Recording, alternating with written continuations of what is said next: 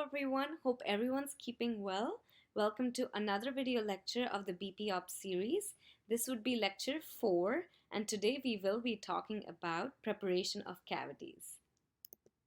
So some of the topics which we will be covering in this video include basic principles, instrumentation and nomenclature, preparation, dental amalgam, cascode restoration, as well as tooth-colored restorative materials. So let's dive in.